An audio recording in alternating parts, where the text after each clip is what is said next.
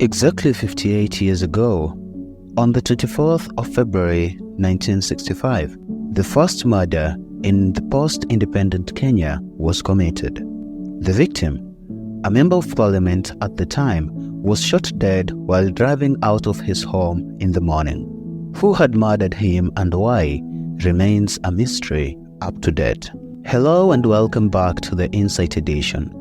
My name is Yusuf, and on today's episode of Political Takedowns, we are going to look into the first political assassination case in post-independent Kenya. Kindly subscribe if you haven't.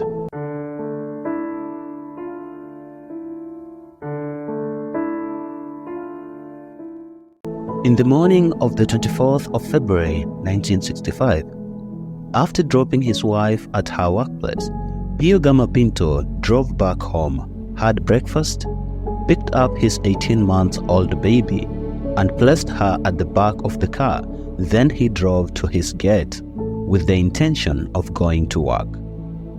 He had created a habit of driving up to the gate with his daughter. Then, before the gate will be opened, a servant will come and take the daughter back to the house. This day was different. Out of the blue, a gunman emerged, greeted Pinto in Swahili, then fired 4 times, all shots directed at the driver's seat where Pio Gama Pinto was. Pinto died there and then, marking the date, the day the first political assassination in post-independent Kenya was executed.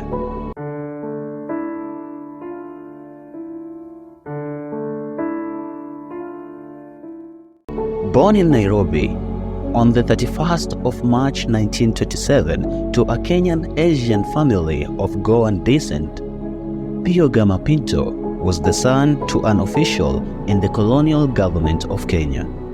His father really wanted him to gain academic excellence.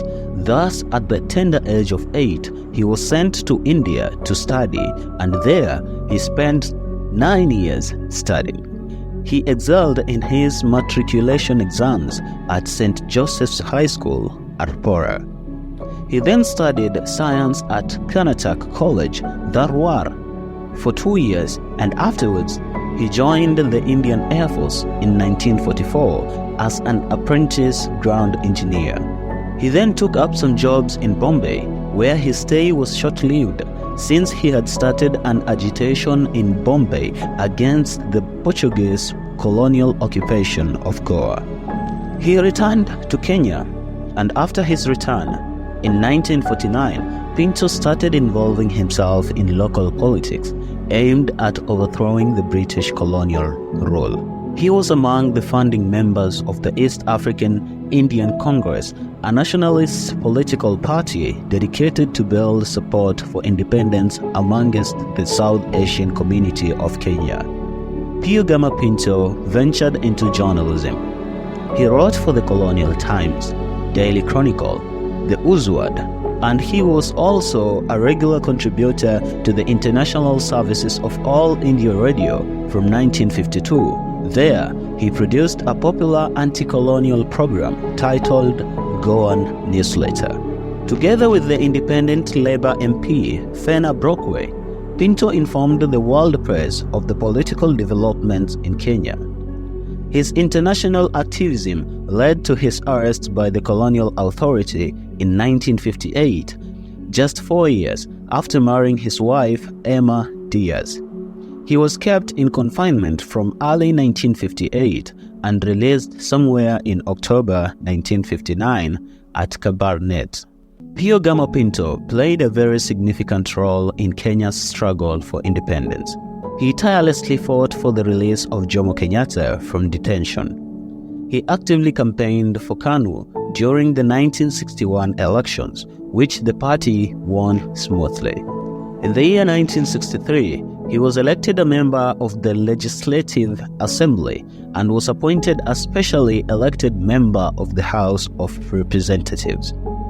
Coming back to the assassination, it is important to note that Pinto was tipped off about plans to assassinate him and some of his other associates because of their secret anti-government activities.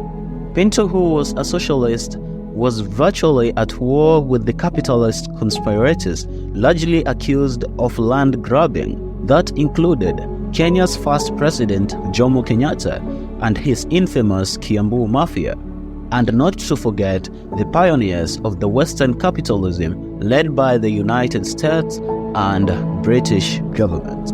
Pinto was a marked man, and he was fully aware of that.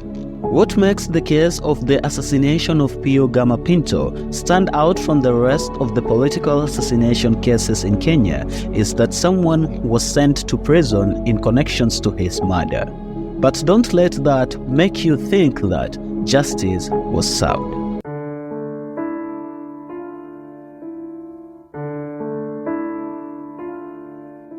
After the high-profile murder, two men were arrested. That was Kisilu Mutua and Chege Thuo. Chege was later on acquitted after the case was heard in court. On the other hand, Kisilu Mutua, who was at the time 21 years old, was sentenced to death. Kisilu Mutua became the first man in the history of post-independent Kenya to be convicted of a murder offense. A shocking twist to the story is that he was innocent. In fact, there was no evidence whatsoever to link Kisilu Mutua to the murder of Pio Gama Pinto. Up to date, Kisilu Mutua has maintained his innocence, and whenever asked whether he killed Pio Gama Pinto, he states that on the fateful day, two police officers whom he knew so well came to his home and asked him to accompany them. As they walked, he saw a lot of policemen emerge near a police car, and they proceeded to arrest him and throw him inside their car, no questions asked, and he wasn't even told the reason for his arrest. They took him to Pangani police station, where he was booked.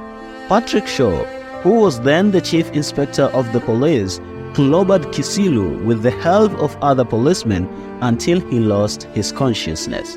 He was then put in a sack and thrown into a police cell. On the day that followed, Kisilu woke up to a 2-hour beating by the police. Then he was taken and thrown into their car, and they drove off to the crime scene. The police tried to get Kisilu Mutua to confess, but since he refused, they took him back to the police station. While still in police custody, Kisilu Mutua says that Patrick Shaw forced him to sign a statement which, if his eyes were not badly swollen due to the beating, he will have read and denied signing it. As in the statement, Kisilu Mutua was saying that on the day of the murder, he was at Pio Gama Pinto's gate the time the murder was committed.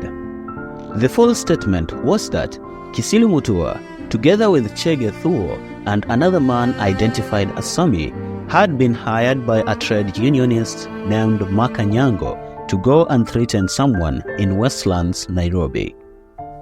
After reaching there, Kisilu was shocked when his other accomplices told him that they were actually there to kill a Goan, and that was Pio Gama Pinto. Sami was the one who pulled the trigger, killing Pinto in his car. Believe it or not, this statement was used in court by the judge in order to give his verdict.